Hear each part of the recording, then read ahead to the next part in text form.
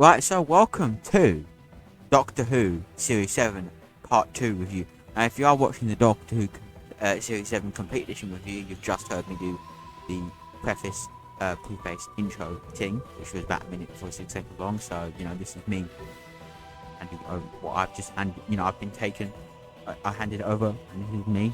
You know what, this is a shit thing, so I'm going to stop talking about it. So you just heard me say that. If you're just watching the Series 7 Part 2 review that I'm going to be putting up, which will be about, I don't know how long it will be, but it will be sometime long. Then, welcome. This is the Series 7 Part 2 review. We're going to go through what we've got coming up, and then we're going to talk about the opener of Series 7 Part 2, The Bells of St. John. So, without further ado, obviously we have The Bells of St. John, The Wings of Akatan, Cold War, Hyde, Journey to the Centre of the TARDIS, The Crimson Aura, and Nightmare in Silver. Now, as you probably have already guessed, all of Series 7, including Part 1 and Part 2, and the anniversary specials, are all, yes, all, one part. So yeah, there's that.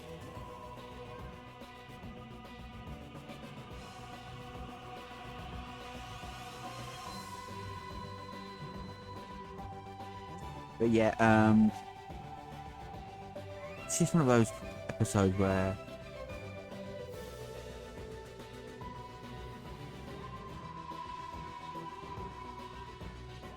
I think the series as a whole is going to be an intriguing one. There's definitely a lot of interesting stuff. I love Clara as a character. I think she's fantastic. Like I said, I've said this in previous reviews, and I will say this again. Amy and Clara are the best companions you who have had ever, period. You want to come and fight me? Come and fucking fight me. I don't care what you say. Bearing in mind, I have not yet watched any of Bill Potts other than Twice Upon a Time, so keep that in mind. But as for me, it has to be Clara and Amy. I can't tell you which one I prefer, but they're fucking fantastic. Don't get me wrong, Rose, Martha, Donna. I have to admit, if there's any other one that comes anywhere near these two, it is Donna with 10 and Series 4. I think the stand-up part of Series 4 is the Doctor and Donna just being fucking comedy fucking gold. But like I said, it's Amy and Clara for the win. I don't ask me who I think is better, because I couldn't answer that question. They're both just as good as each other. They're just fucking weird, quirky. You've got the fiery Scottish girl, and then you have the quirky one. That's what Clara is. She's the quirky one, and I think that's definitely shown off in this episode here. But I think, like I said, I like the concept of them being in the Shard, and obviously at the end it's revealed that it is still the Great Intelligence, which I do believe the Great Intelligence. The Great Intelligence does play a part in future episodes of Who. Obviously, more particularly from what I can remember, the name of the Doctor and name of the Doctor. Name of the Doctor. Yeah, name of the Doctor.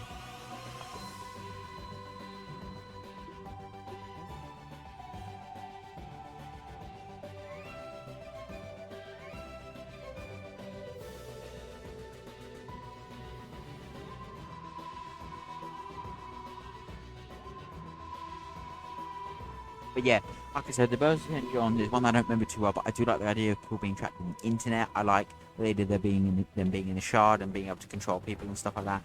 I do like the idea of you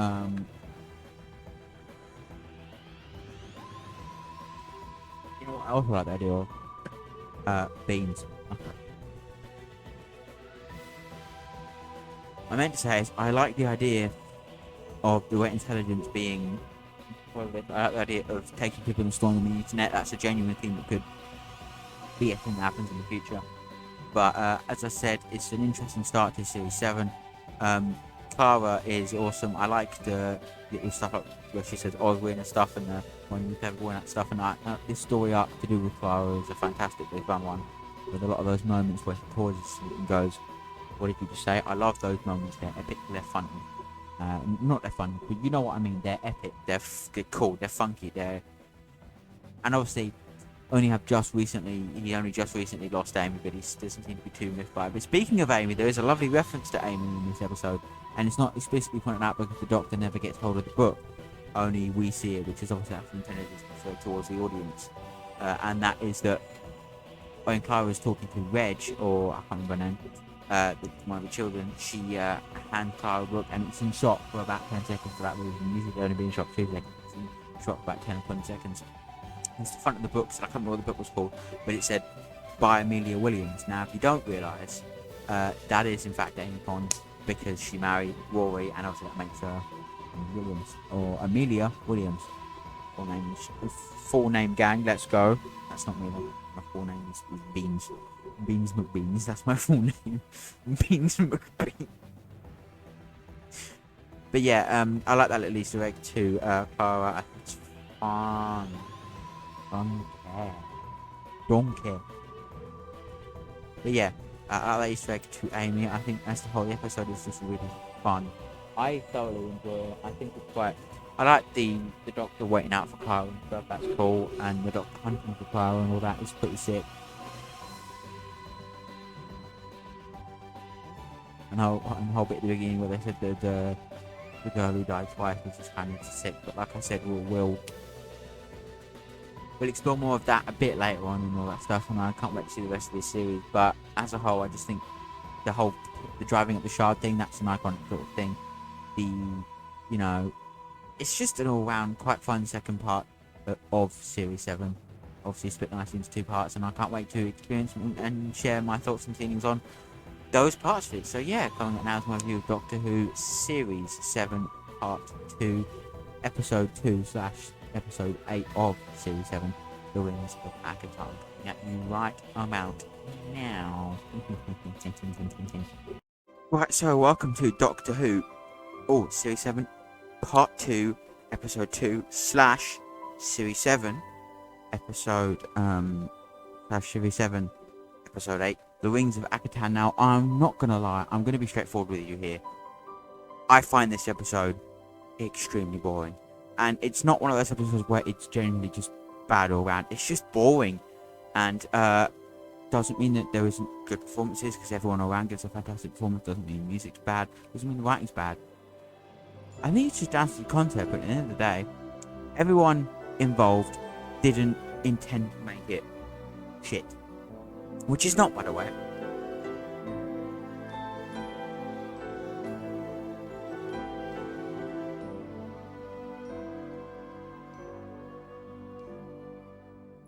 Which is not the right word to describe what I believe this episode is. I think the correct word is boring or underwhelming. I think that was a brilliant one, but it's just not my cup of tea, and I found myself bored. But that being said, I think the actor playing the little girl, does a fantastic job. I think Matt Smith and Jenna Coleman are both their characters respectively.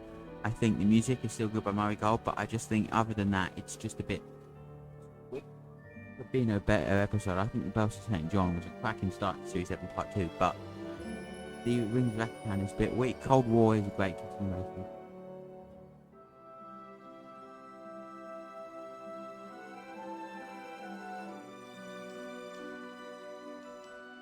But yeah, like I said, the Rings of Akaton is just a bit of a weird one, really. I don't particularly like it. I don't know if really there is much more to say. But what I will put my 2 pence on this is that I think set design, fantastic. Visuals in this episode, awesome.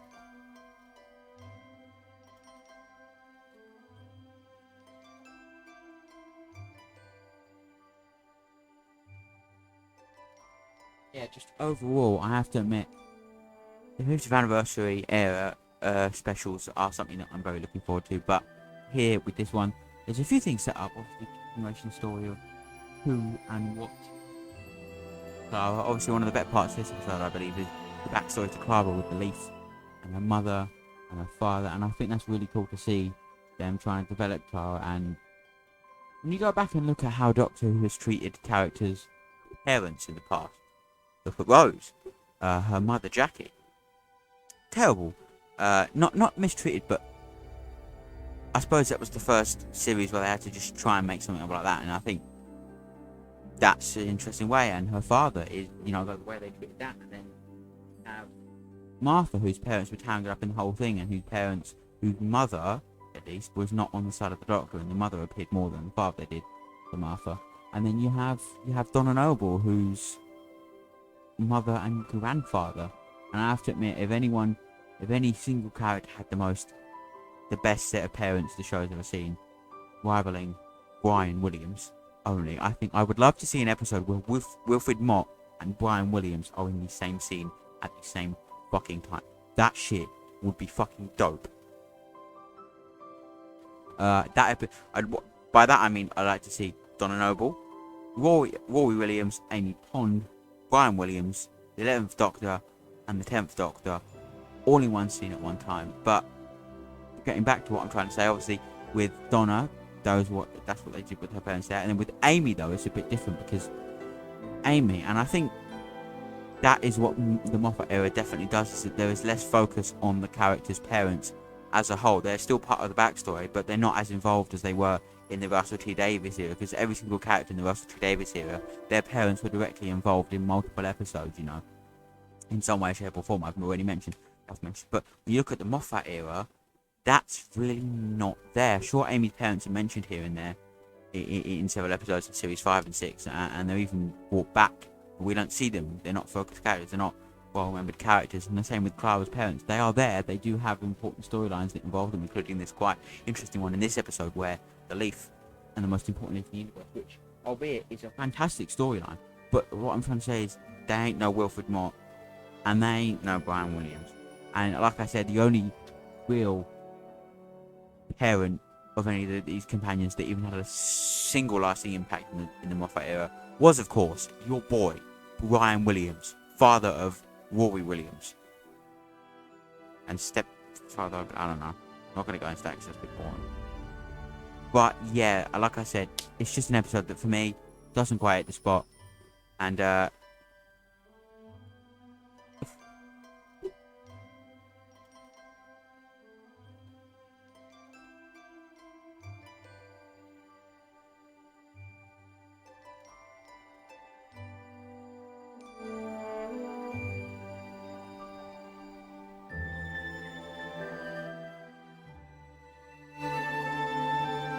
but yeah, like I said, it's just an episode that I think is not exactly the best.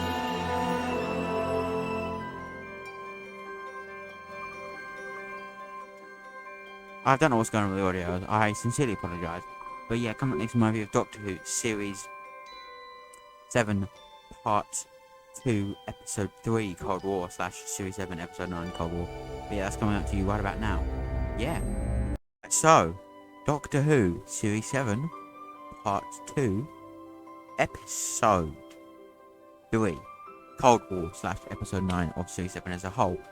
Right off the bat, it's great to see the Ice Warriors back. There's also a famous British actor in this one, James Norton, who plays one of the soldiers, I suppose. Yeah, but like I said, another thing to mention is it's cool to see the Ice Warriors again. This episode is also written by your boy Mark Gatiss, so obviously I imagine he took this inspiration from wanting to bring back, and it does continue the tradition of bringing back a classic Q monster in every series. So obviously with Series 1, that was the Daleks. With Series 2, it was the Cybermen. With Series 3, there wasn't one, but that series is the only exception. With Series 4, it was the Sontarans. With Series 5, it was the Silurians. With Series 6, I do believe there wasn't one. Don't at me in the chat. Yeah, there wasn't one in Series 6. And then obviously with Series 7, it is the Ice Warriors. And I don't think there is another one brought back after that. That's the whole shebang of bringing back classic villains and all that, as far as I'm aware. Oh, technically the Autons were in Series 1 as well, but we'll leave that alone. So yeah, this is the final one people about the Ice Warriors. A very famous classic Who villain. They're fun peoples. They're just memes. I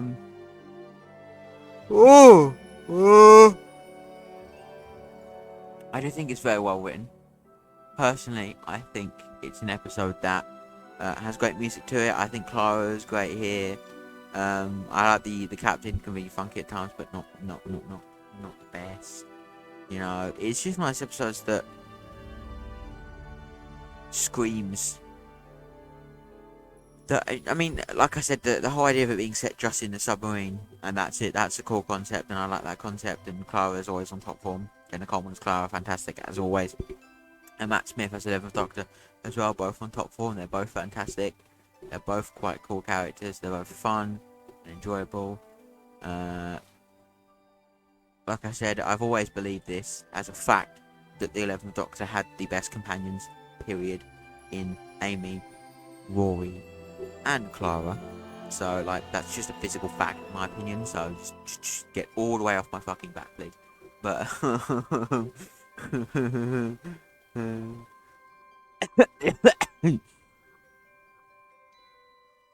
bro, bro, Ghostbusters 2 original score, nice. Boy. But yeah, like I said,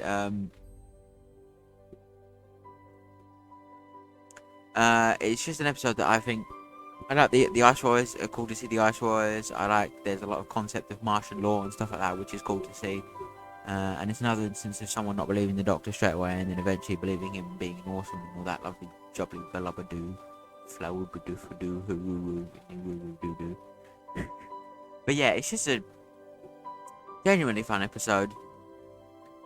Good fun, interesting ending where the TARDIS is parked in the South Pole and they are in fact in the North Pole. So yeah, that's fun.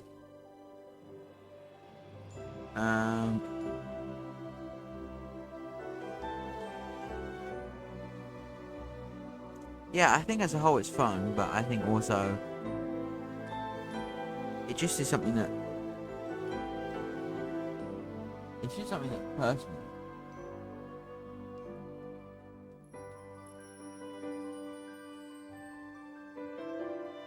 it's just something that I think is quite fun.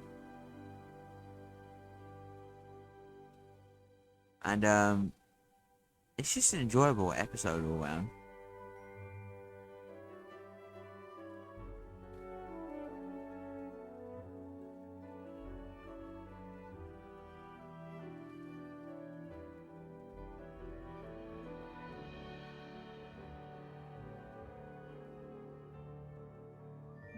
Yeah, it's just a genuinely all-round episode that's quite fun. I like the concept of it just being on the sub and that's it. So basically, it's in this one enclosed environment until obviously the end and that. But you know, I think it's fun and everything, and I definitely enjoy it as a whole. And I think you know, it really.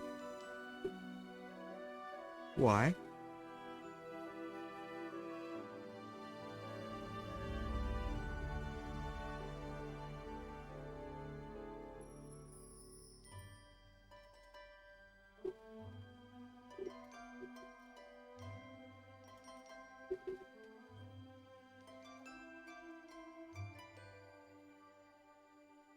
I just think it's really. It's just an episode that I think, while you know, there's definitely some elements he could work on. I still think at the same time.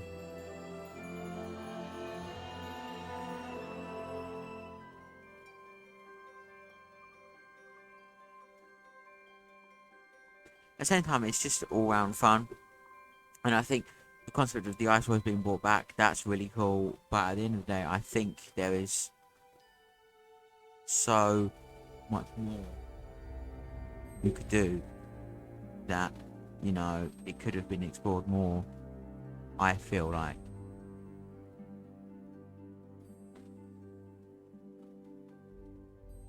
But yeah, like I said, it's just an episode that I think is all around fun. It's enjoyable, and I can't wait to see what happens next in the Doctor Who universe. It's an episode that I think is, you know what, I'm not gonna lie, I enjoy it. It's cool to see a single person enemy instead of a big army. That's kind of cool. And I'm not gonna lie to you, the next episode, Hyde, is not one that I remember very well. And but I'm looking forward to Journey to the Centre of the TARDIS, the Crimson Horror. We are coming to the end of Series 7 part. I say that we're probably about in the middle. We've got Hyde, Journey to the Centre of the TARDIS, the Crimson Horror, and Nightmare in Silver left before moving on to series to the 50th anniversary specials. So look forward to that. But yeah, this has been my review of Doctor Who Series 7 Part 2, Episode 3, Cold War / Episode 9. of Series 7. Up next is my review of Doctor Who Series 7 Part 2 Episode 4 / Episode 10 of Series 7, Hyde. Coming at you right about now. Doctor Who Series 7 Part 2 Episode what?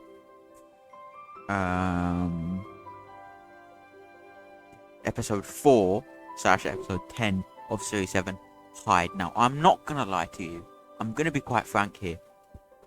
This episode is fucking boring. And I'm not even... I can't lie. I spent most of this episode looking at my phone, and that's just... today. A couple of things I want to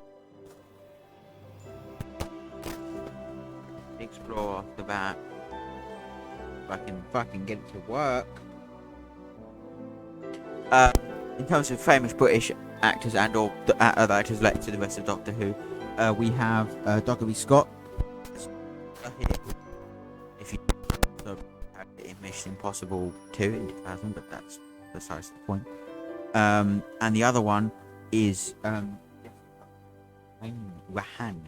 who in the Doctor Who verse, obviously she's more famous and known for playing a character in the hit BBC television show called The Midwife, but in the Doctor Who verse she plays the lady in this episode, but she also plays Miss Verity Lambert in an adventure in space and time.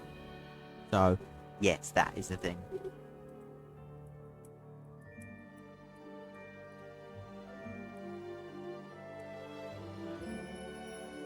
But yeah, like I said, it's really boring, but what I will give credit, fantastic job putting together. And if there's any reason to watch this episode, it's because the cast is fucking fantastic. Everyone's on top form here, and it's great to see them all on top form, even the actors who only appear in this episode. The next 3 episodes are ones that I recall enjoying a lot, specifically the Crimson Aura, one of the better episodes of Series 7. Series 7 as a whole, when you take it parts 1, part 2 and the 50th anniversary things that end into account, it's a mixed bag. It really is a mixed bag, but we'll get to that at some point, hopefully. Oh, fuck me. But yeah, it's just, I'm not gonna lie to you, I'm gonna be quite frank. It's really boring. There's just no... I just didn't enjoy it. That's all I can say. I just find it hella boring. There's nothing there keeping it going, if you ask me, and I think that's a big problem. But yeah, other than that, it's a fun episode, and I enjoy it. Yeah. Thanks for watching, listening to this part of the review. Come on, now you've obviously got my favorite Doctor Who Series 7 Part 2 Episode 5 / Episode 11 of Series 7, Journey to the Centre of the TARDIS, coming at you right about now. So, hello, welcome to my review of Doctor Who Series 7 Episode... Oh, what is it? Episodes... Series 7 Part 1. Series 7 Part 1 Episode... Episode, 1, 2, 3, 4, 5. Episode 5 / Episode 11 of Series 7, Journey to the Centre of the TARDIS. Now, I'm not gonna lie to you when I say that this episode is very enjoyable. I got you there. You thought I was gonna say shit, but no. I'm not gonna lie to you. It's quite fun, but it does have its lower moments. I think conceptually it's a fantastic episode, an idea of journeying to the centre of the TARDIS to see different parts of it, and that's one of the highlights of this episode, to see different parts of the TARDIS in more light and more fun areas and environments is pretty fucking sick, and that's what I love about this episode. But given the same merits, I do believe that personally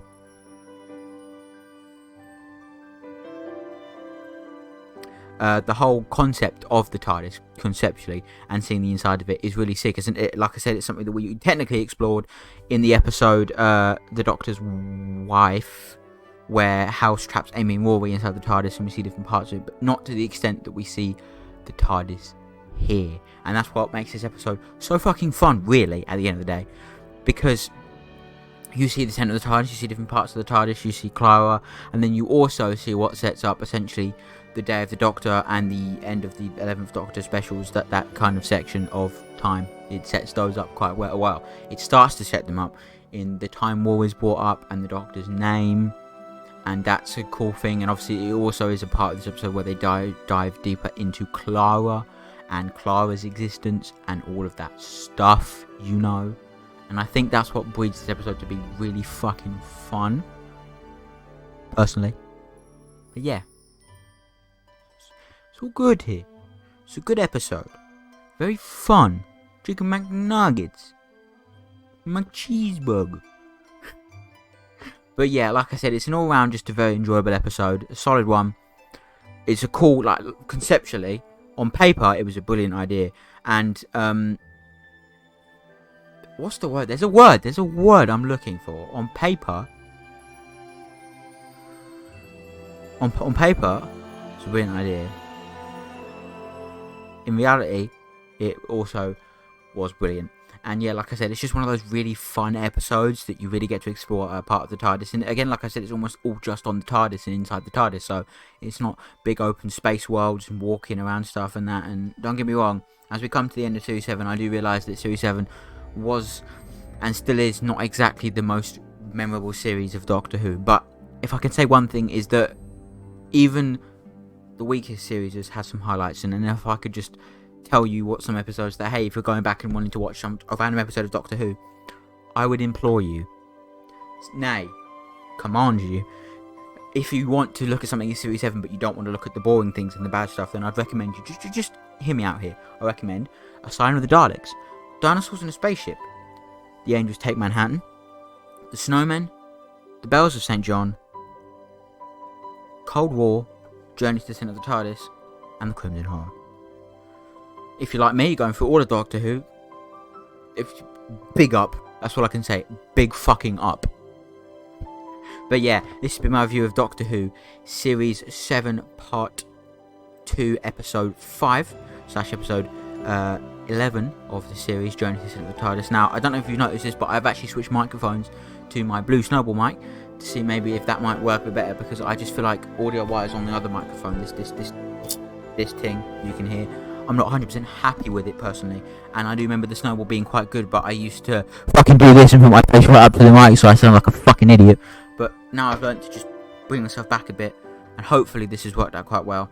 And I might just disconnect whatever the fuck this is, but still leave it here for when I'm doing, like, you know, epic things, which is fun.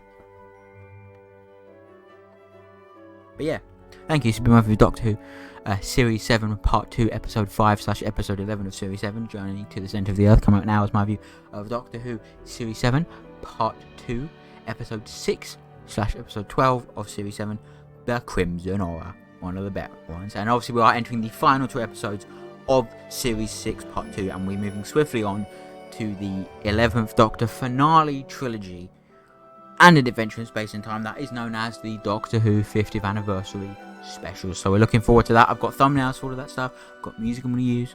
I'm way ahead of the game here. Not quite done it for Series 8 yet. In fact, I'm so ahead of the game that there's a delisted playlist on Spotify that contains all the music I plan to use or / have already used in these Doctor Who reviews. So all the stuff I'm going to use for series 8 through 12, it's already there and ready to go, and I cannot wait to get to, trust me, as much as I've been able to talk quite a lot about 11 here, I think there'll be a lot more to talk about to some extent when it comes to series 8 and 9, because like I said, those were the 2 series of Doctor Who, specifically 8 and a 1 episode, specifically 8 more than 9, but I still remember series 9 quite a lot as well.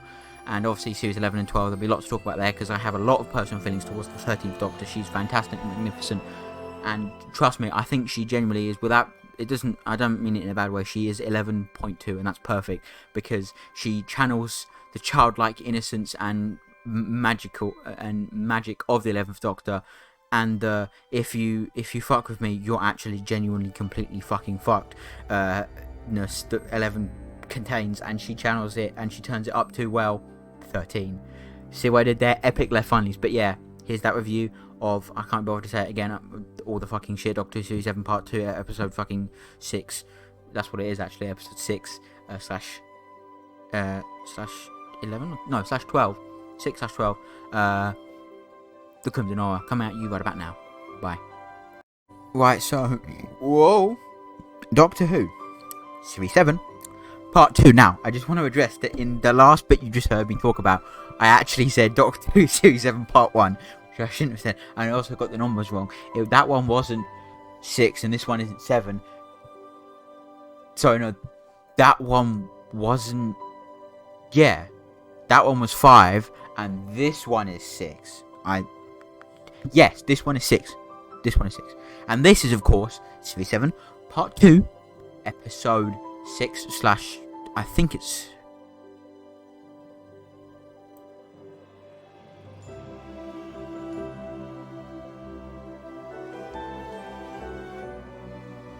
Series 7, Part 2, Episode 6/12, The Crimson Aura. Now, right off the bat, what I want to say is this.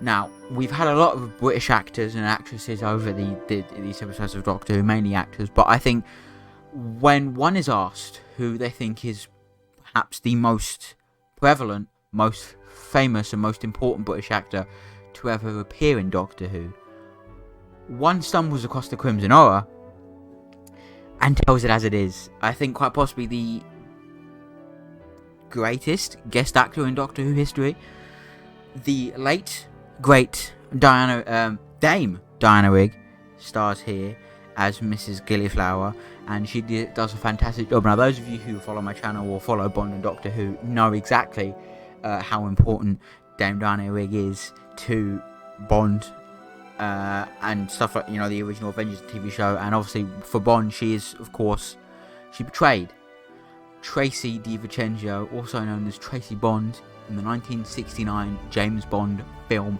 on Her Majesty's Secret Service, alongside George Lazenby as James Bond 00769. No, but it was in 1969, and funnily enough, that was actually a point in time where Doctor Who still existed. Not still existed, what kind of fucking phrase is that? Did exist. Was on air quite early on in the show. I believe that was, we're talking, yeah, the end of the Second Doctor era. The Second Doctor era was 1966 to 69. Yeah. That's that. But, back to the Crimson Aura, I think the Crimson Aura is one of the best episodes of New Who. I'm 9,000% sure it was written by...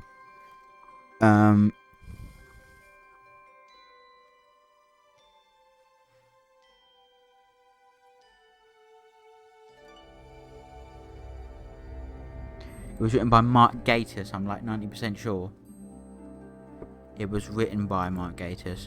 Let me just check this shit. Yeah, it was written by Mark Gatiss. So, that's there. Like I said, Dame Diana Rigg as Mrs. Gilliflower. Yeah, Mrs. Gilliflower. But like I said, the whole episode is fantastic. One of my favourite parts of it is we get to see the Paternoster Gang again. And the Paternoster Gang are fantastic. Obviously, that's Jenny Flint, Madame Vastra, and Strax. And these three people are just fucking awesome. The Paternoster Gang are one of my favourite Doctor Who allies. They're fucking awesome. The three of them are fantastic. And Jenny Flint shows her badass side in this episode, where she does that badass scene where she fucking just knocks someone out. It's mad. And obviously, Madame Vastra being a Silurian, and a Scottish Silurian in that, because the actress portraying Madame Vastra is in fact Scottish. And another thing about that specifically is that in the episode of Doctor Who known, obviously in the episode the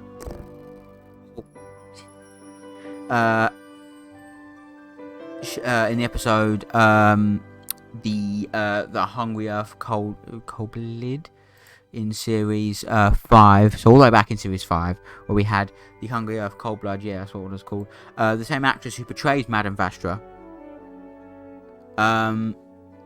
portrayed both of the two female Silurians that, well, we can assume, you know what I mean, both those two. She basically, if I tell you to, she basically played both Alea and Restak, the two female, the Silurian sisters, who and obviously Alea was the one who died, so obviously that's why they weren't in the same scene together, because she was dead. But also she again, like I said, she then went on to portray Manavastra in A Good Man Goes to War, and would return the Crimson Aura, and then turn into her Christmas special, The Snowman. Obviously she's in the Crimson Aura in the Name of the Doctor.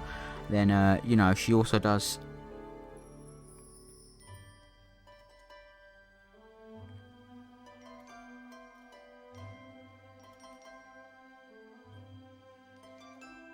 but yeah, like I said, it's just fantastic to see the Paternoster gang, and all three of them are funny. Strax is fucking hilarious. Jenny is badass. Manabastra is just mental. It's fucking hilarious.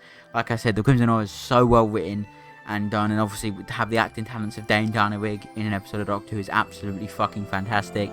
It's just an all-round one of the best episodes of New Who I've seen in a very long time, and you know, like I said, it's just fucking awesome. It's just fucking awesome. It's just literally, I think it definitely is the standout episode of Series 7 Part 2, and obviously leads us nicely into the next episode, The Nightmare in Silver. But what it also does is tie up some of the ends that appeared in The Snowmen, where obviously the Paternoster gang were there too, and they saw Clara Oswald in that episode, but that Clara Oswald died in that episode. But obviously they were both very confused when, three of them were very confused when there's another Clara Oswald who doesn't know the Paternoster gang or anything like that, or the Doctor, that part in time. And that's an interesting thing, and like I said, it will continue to be developed into this 50th anniversary specials. But this has been my review of Doctor Who Series 7 Part 2, Episode 6/12, The Crimson Aura. Currently, that's my review of Doctor Who Series 7 Part 2, Episode 7/13, Nightmare in Silver, coming up right about now. Hello and welcome to Doctor Who Series 7 Part 2, Episode 7/12. No. Yes. Series 7/13. Fuck, I got that really wrong. Nightmare in Silver. Now, Nightmare in Silver, off the bat, we have famous British actor. Check. We have Warwick Davis as Dark Emperor, and we have your boy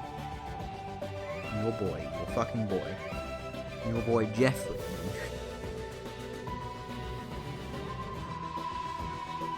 We have Jason Watkins as Wembley, two other big British actors. So those are here.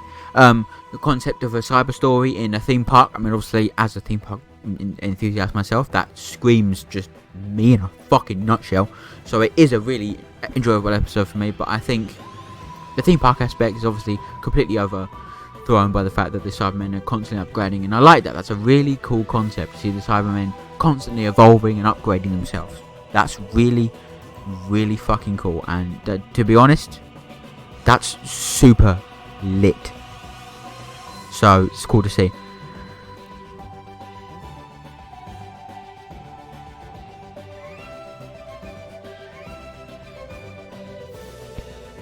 But yeah, like I said, it's just one of those things where it's a fun, enjoyable episode. It's really great fun. It's cool to see Clara and the kids, as the episode states them to be. You know, it's quite fantastic. You know, obviously the next episode is a biggie, but as I previously mentioned, it's an interesting turn of events that leads us to this point in time. I think as a whole, it's a fantastic episode. It's really well written.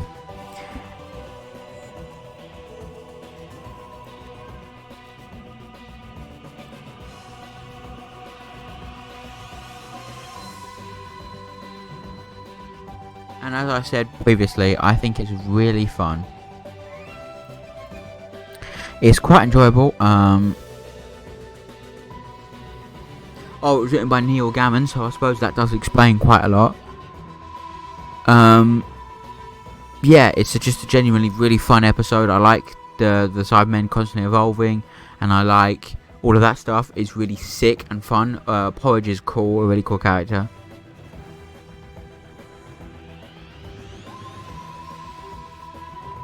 yeah, like it's a really fun, enjoyable episode. But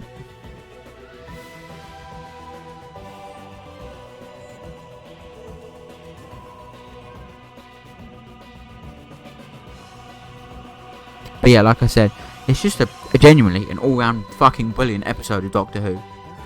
And, you know, it's just really enjoyable, really fun, top-notch episode that I cannot recommend enough. It's one of the better cyber stories I've had of recent memory, I think.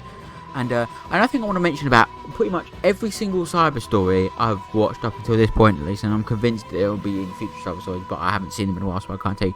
But every cyber story I've watched up until now has featured at some point, even the smaller ones like Closing Time, the Cybermen theme cue, which I think is fucking fantastic. The na na na na na, like, that fucking shit is fucking sick, and I want you to keep fucking doing that, Doctor Who. Keep fucking doing that. It's sick. But yeah, that's my review of Doctor Who Series 7 Part 2 Episode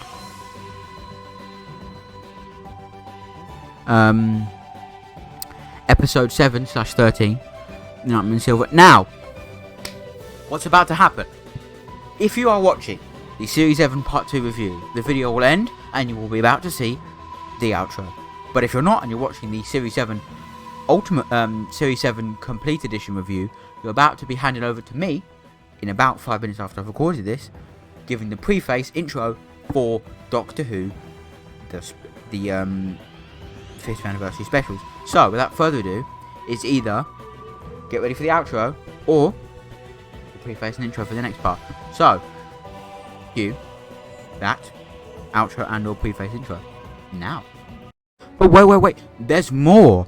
I forgot to do something, so we're going to do it now. This is being recorded after I've recorded the preface for the series 5th anniversary special.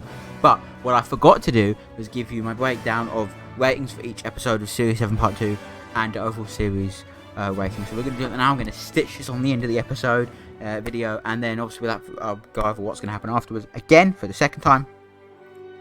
But yeah, here we go. So Doctor Who Series 7 Part 2.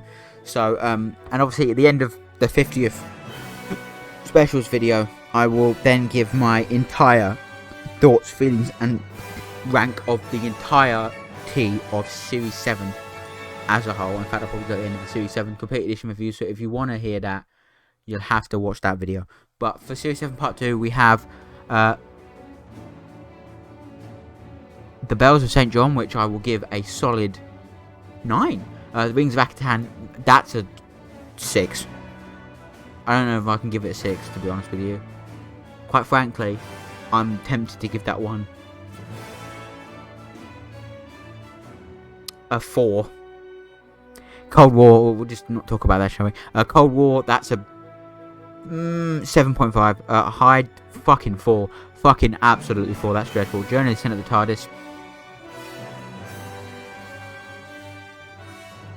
8. Crimson Aura, that's a fucking 10, by the way. That slaps. And Nightmare in Silver, that's a solid 9. So, like I said, best episode of the series, The Crimson Aura. Weakest episode of the series, without a shadow of a motherfucking doubt, Hyde.